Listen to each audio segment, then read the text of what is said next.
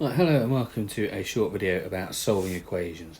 Now essentially what we're always going to be trying to do here is isolate our unknown. And we're going to use what I call the teenager method. We're always going to do the opposite of what it says. And I'm not trying to be rude to teenagers, it's just a little way to help you remember. What we're also going to do is backwards BIDMAS. So generally we're going to be looking for things that affect the whole side, and then if nothing's affecting the whole side, we're going to be using backwards BIDMAS, so the opposite of what we'd normally want to do. So here I've got 5x equals 73, so I'm going to divide both sides by 5 to get x is 73 over 5. All I've done is divided by 5 because it says multiply by 5. And this next one, I've got two steps. I've done 5x plus 2 equals 73. So the first thing I'm going to do is minus 2. If you remember what I said about backwards BIDMAS, normally multiplying would become before addition in BIDMAS. I'm doing it backwards, so I'm doing the subtraction. I'm sorting out the add before I sort out the times. I'm going to do the same thing here as well. I'm still going to be doing backwards BIDMAS. I'm going to take away 2 first, so I get minus 5x is 71. And the reason I'm doing that is to say it's backwards BIDMAS. Now here I need to divide by minus 5 to get x all on its own. So x is going to be minus 71 over 5. And of course you can put these on your calculator and get decimal answers as well. Now when I've got brackets like I have here, the easiest thing to do very often is multiply out first. So I'm going to get 35x plus 14 equals 73, and then do the same again, backwards BIDMAS. So I'll take away 14, so 35x is 59, so x is 59 over 35. If I've got x's on both sides like I have here, it becomes slightly more difficult, but not too much more. So the first thing I want to do is get all the x's together. So I'm going to subtract 3x from both sides. So I'm going to get 10x equals 4x minus 4. So that 7x has become 4x. I've taken away 3 x's. Now I can do what I was doing before. I'm going to add 4 to get 14 is 4x. So x is 14 over 4. Multiply out these brackets like I did before, so I get 3x plus 30 equals 7x minus 4. This time I want to take away 3x from both sides, so I get 30 equals 4x minus 4. And the reason that I'm moving stuff over to the right hand side at the moment is just to keep a positive number of x's. Doesn't necessarily always mean it has to be on the right. Then I will add 4 to get 34 is 4x, so x is going to be 34 over 4. And notice those brackets have made a difference, haven't they? Because I've got the same numbers in both of those questions. The first one was 14 over 4, the second one is 34 over 4. For this question here, I'll do the same again, multiply out the brackets on both sides. Again, I'm going to keep the x's positive just so it makes it easier. So I get 4x minus 28 there, plus the 28 to both sides. So 58 is 4x. And x is 58 over 4. And again, I'm thinking about backwards BIDMAS. Normally I'd do multiplying before I did subtraction, which is why I've done the subtraction there first. Now these questions will exemplify why it's important that I look at something that's affecting everything before I do backwards BIDMAS.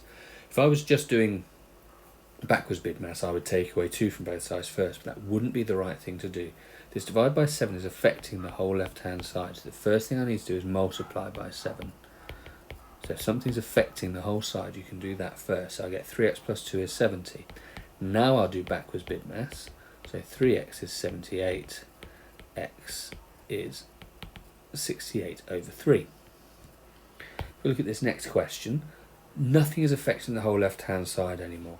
In this top question here, the divide went all the way across. You can see that divide going all the way across the expression, but on the left hand side, on this one here, the divide stops short. It's not including that minus 5. So because I haven't got anything affecting the whole left hand side, I do backwards BIDMAS. So 3x plus 2 over 7 is 15. Now that 7 is affecting the whole left hand side. So I'm going to times by 7, so I get 3x plus 2 is 105. Then I can go into backwards BIDMAS. 3x is 103, so x is 103 over 3. And again, obviously, I could get a decimal answer to that if I wanted to. On the left-hand side, that divide by 7 is affecting everything, so I need to multiply both sides by 7. Now, be careful if you get a question like this, the whole right hand side is being multiplied by 7. So I'm using brackets there to show that. Multiply out the brackets to get 35x minus 7. The reason that it's 35x minus 7, not just 35x minus 1, is because that 7 is times everything. So now I'll do as I did before. I'm going to take away 3x to get 2 equals 32x minus 7 plus 7. So I get 9 is equal to 32x. So x is 9 over 32. And you'll always notice, because some people get these mixed up, the number on the bottom is the number that was stuck to the x. So I've got a division on both sides here now. Makes it slightly harder, but not too much. I want to times everything on the left by 6 and everything on the right by 7. Now what I've actually done in reality is multiplied by 42, but I know that timesing by 7 and by 6 on the left hand side, the 7's disappear to just leave me with that times 6, for example. Multiply out both sides, so 18x plus 12 is equal to 35x minus 7. Get all the x's together. It just so happens it's going on to the right hand side again, but that's not always the case. So 12 is 17x minus 7 plus the 7 to both sides, so I get 19 is equal to 17x, so x is equal to 19 over 17. Now normally with quadratics we don't want to do the teenager method, we want to use one of the solving quadratic methods. But if there's no x's, so I've only got x squared and a number, we can use the teenager method and it's easier than using the quadratic methods, which of course would work as well. Now I'm going to take away 5 from both sides, so I'm doing backwards BIDMAS. So 3x squared equals 5. Think about backwards BIDMAS, I'm going to sort out the times 3 before I sort out the squared. So x squared is 5 over 3, then x is the square root of 5 over 3. Not a nice number, I know, but it is a number. And of course, in reality, that would give me both a positive and a negative answer. Same sort of thing is going to happen here. I'm just going to multiply out first. So 3x squared plus 15 equals 10.